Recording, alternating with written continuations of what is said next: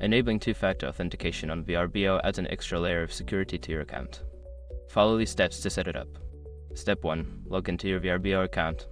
Visit the Vrbo website and log in using your username and password. Make sure you have access to the email or phone number associated with your account. Step 2. Access account settings.